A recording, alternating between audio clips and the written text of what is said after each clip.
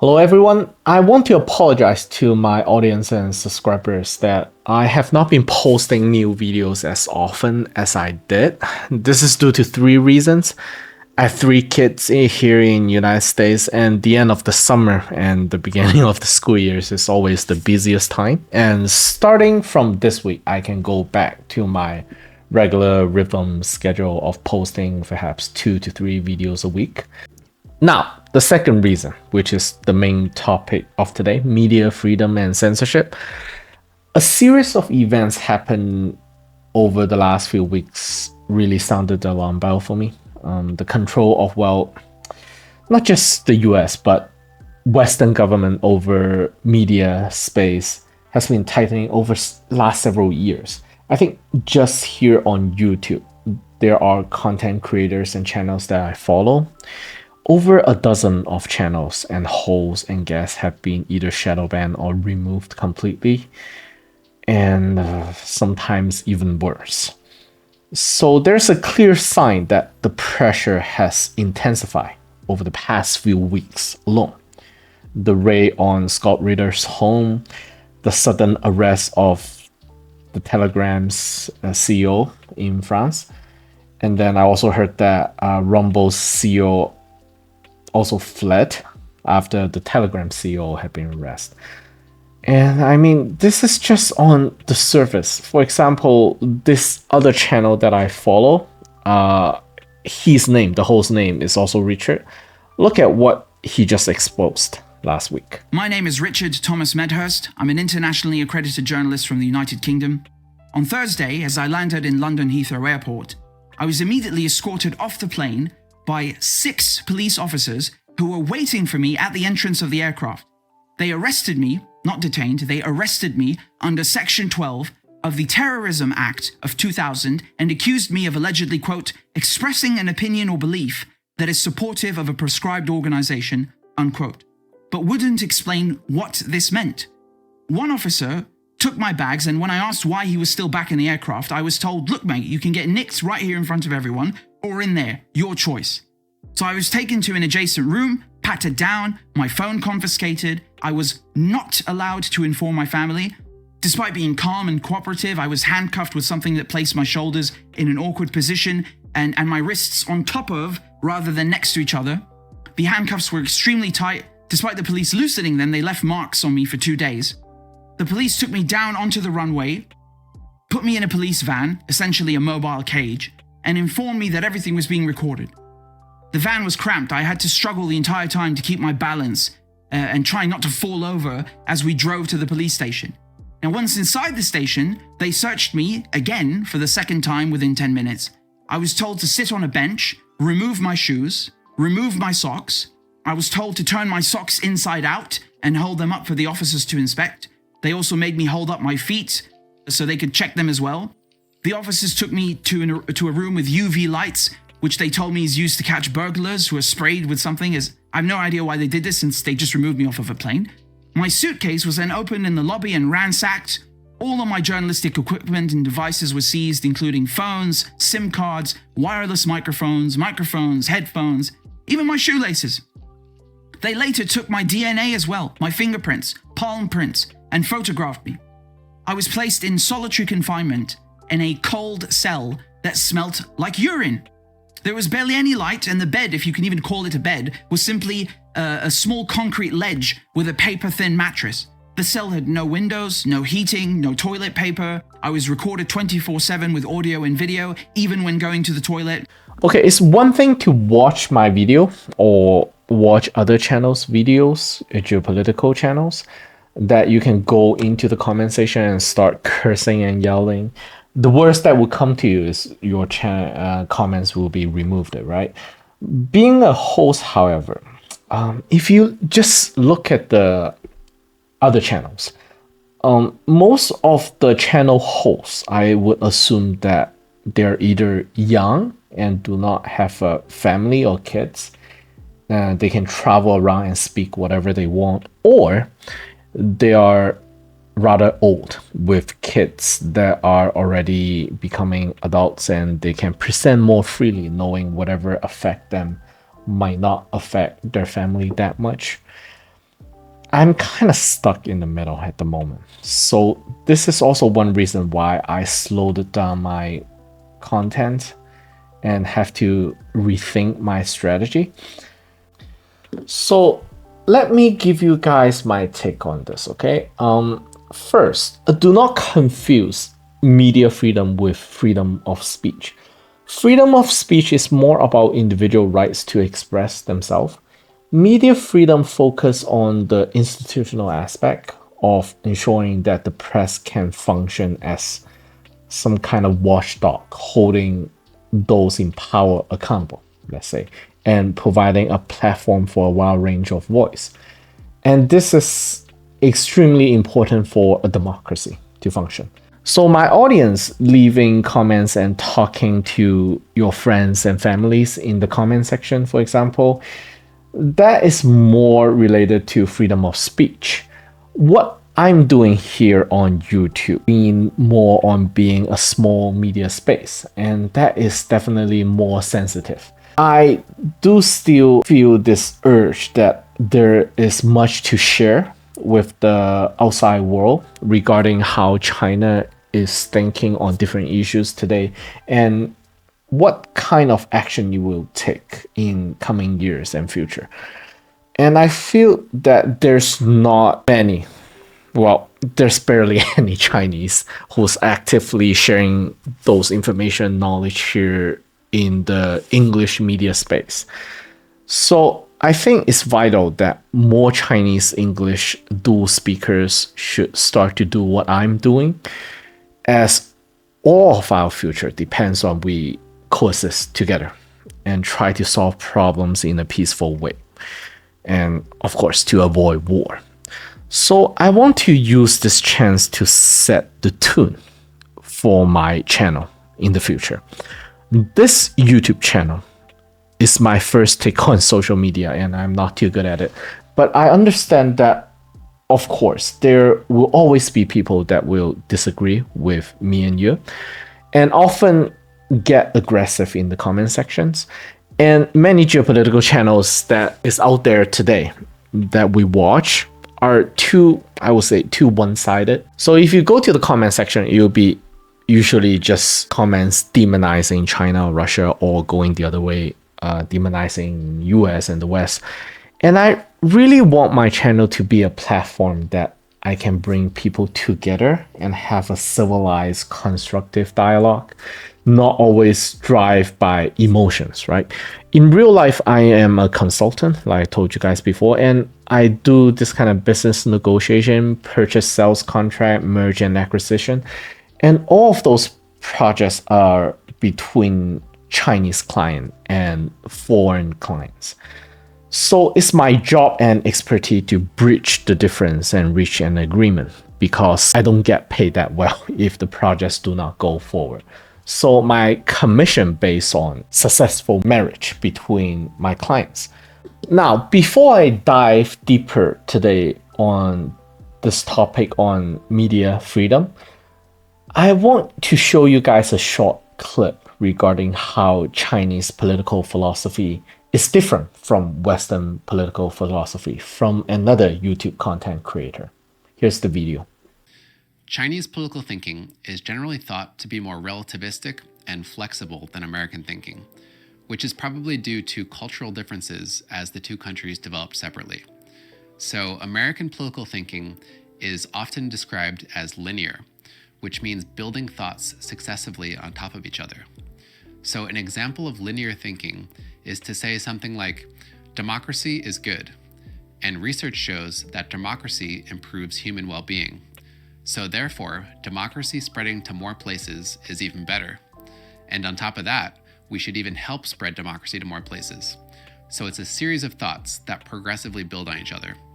Then once Americans do that and arrive at a policy decision, they stick with it and pursue it with a kind of tunnel vision. Chinese thinking is often described as being lateral or holistic. And what that tends to mean is that it's based on context, or how things relate to other things. So if you ask a lateral thinker, is democracy good? You might get a response back that goes something like, it depends. Good compared to what? Or whose democracy are we talking about? Or good in what sense? Or if you ask the lateral thinker, is democracy spreading a good thing? They might say something like, it depends. Where are we talking about it spreading? So lateral thinking is looking at things based on context or how it relates to other things. To give another example, Americans tend to think that civil rights are paramount. So anything that infringes on civil rights is bad. Unthinkable even. If you try to propose something to an American that might infringe on civil rights, they just don't even want to hear about it. They don't care what the proposed benefit is. Civil rights are paramount. So a Chinese thinker, on the other hand, might judge the subject of civil rights more relativistically. So they might judge civil rights based on how it affects other things, like social harmony, or security, or maybe the economy. So they're not going into it with preset linear logic, but instead judging the subject relativistically. So I want to encourage my audience to think laterally. Is China and US going to war? Well, it depends. Is media censorship good or bad? That also depends. Am I going to get locked in a cell and tortured? I hope not, but that also depends, of course. Now, I want to make some points on media censorship here in the West today. See if my audience agree with me or not, okay? And if you need to think on what I said, you can pause the video and think about it. If you look at Chinese media censorship, which we know that it has always been quite tough compared here in the West, and it has been getting more intense since Xi Jinping in power, and of course since COVID and all these conflicts we have today. Now, Chinese government, the CPC, considers Chinese media space as China's sovereignty, and it belongs to the country and the governing body. Let that sink in a bit.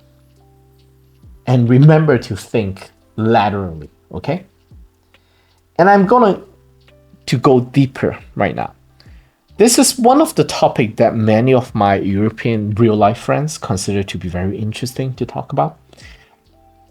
When we consider sovereignty, okay, many people often only consider physical boundaries, right? Russia invaded Ukraine's sovereignty, physical boundaries. But sovereignty today, well, even in the past, consists of multiple boundaries. Physical boundaries divided by river, sea, mountain range, forests, and so on. There are also ideology boundaries or religious boundaries back then that also can be considered sovereignty and often fought over between civilizations, right? In today's world, okay, there are several boundaries that I want my audience to include in their mindset for future discussion in this channel. Outside of the physical boundaries, there are informational space. Media is part of that.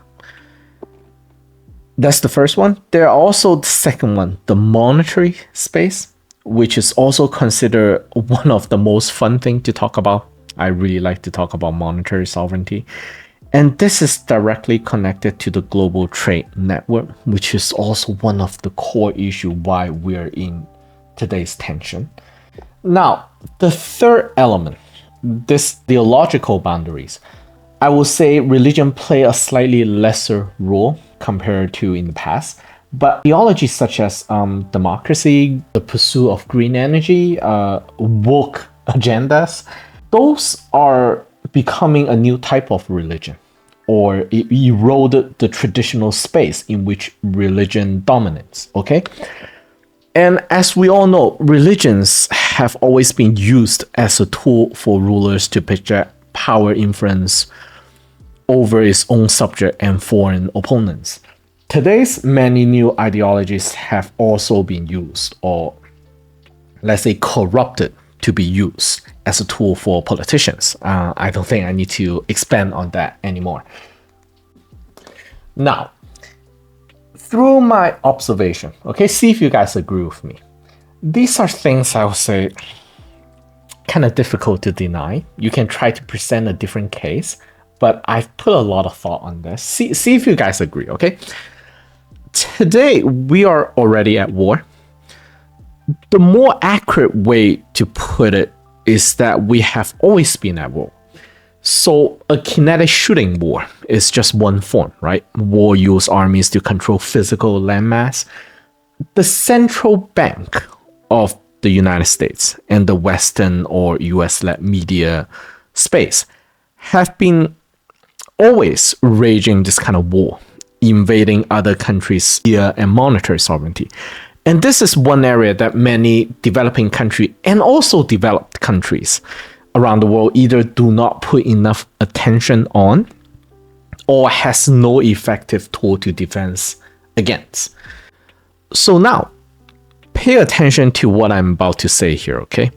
What is happening today is the US or the ruling oligarchy of US, because I consider just saying US is not being fair to the regular US citizen like myself. So what is happening is the US consider the global media information space, especially the English media space, to be its own sovereignty. Let that sink in a little bit, okay? Just like Chinese government considered the information space within the boundary of China its own sovereignty. So the ruling elite of US consider the global English media space is sovereignty. All right? All these media sovereignty of the US, I divided into 3 layers, okay? 3 levels. And these levels or layers may be blurred during less political tension era, but the control is much more centralized during geopolitical turbulence era, which is what we are in right now. Now, I divided this into 3 layers. See if my audience agree with my observation, okay? At its core, the first layer is also the most intensive layer, I would say, is the golden billion, okay? The developed country, the Five Eyes, EU, Japan, South Korea, Taiwan, and also many of the, I would consider US banana republic states, countries. This has a very strong emphasis on English language media space, okay? I know the Chinese or Spanish or even Russian language space, the intensity is lower. How much lower, I can't tell. In Chinese media, it's much lower compared to English. That's why I find the political discussion in Chinese media space outside of China is much more vibrant than actually the English media space. It's less controlled. There's also another characteristic to this core level, is that here in the United States, the censorship restriction is actually less than that of US allies compared to, let's say, the EU or the UK. So a Richard here in US is less likely to get into trouble than, let's say, a Richard in UK or in France and in Germany. For example, here in US you can browse RT, Russian Today media, but you can't do that in Europe, as I know. So you can correct me. Has that changed? I'm not sure. The way I explain this is that Europe and other US allies today resemble more like client vassal states of the United States. While the United States need to maintain a higher degree of media speech freedom to navigate and make policy decisions, you guys in Europe don't have to, because your role is to follow, not to lead. You guys need to obey and follow and not act like, let's say, Hungary or Slovakia. That's definitely a no-no, according to the United States, okay? You belong to the core of US geopolitical sphere of influence, and you do not have the right to deviate from that position. So this kind of media oppression will be much stronger in places like UK, Germany, and France, and Poland than back here in the United States. I mean, Europeans, all these arrests and oppression of media, do you see your own government sort of really stood up against them. I don't see much, but I could be wrong again. I think sometimes they will create this kind of, I would like to call it like a illusion, maybe in area, let's say woke agenda, that they stand up and say something against it. But when it comes to core geopolitical interests, the decision power is really in Washington, not in your own country. So the United States is running your country not by annexing physical territory, but by controlling your media information space and monetary policies, remotely hijacking your country and its decision body.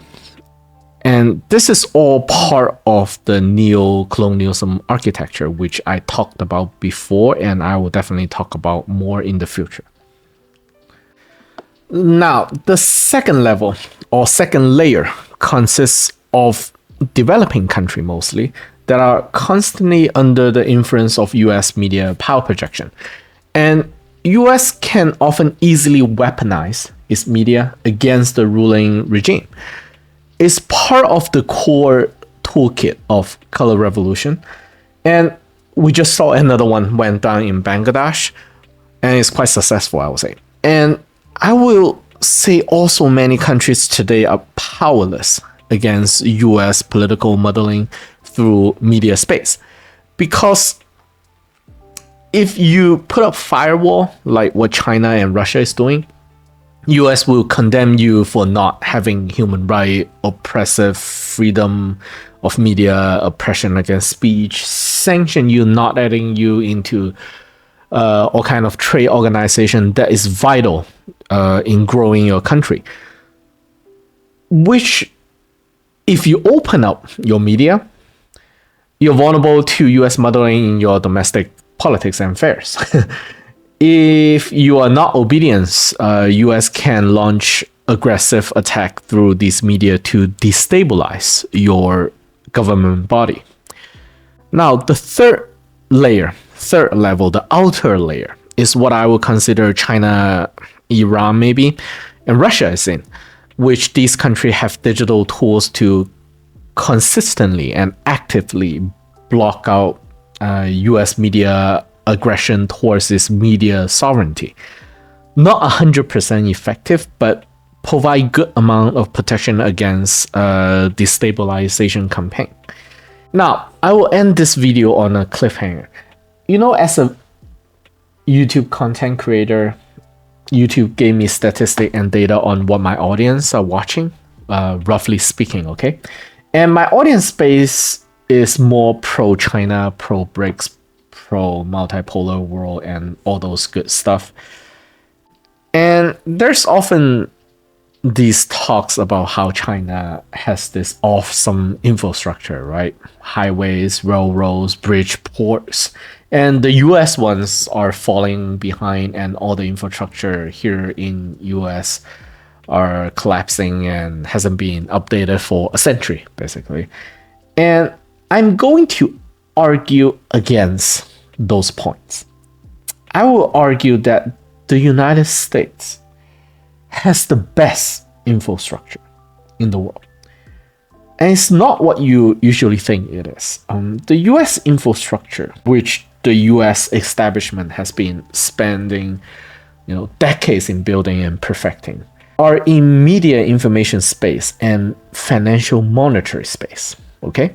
All those financial banking system and many democracy spreading NGOs and CIA assets and operators and media information network, those are the actual US infrastructure that United States has been investing in over the decades.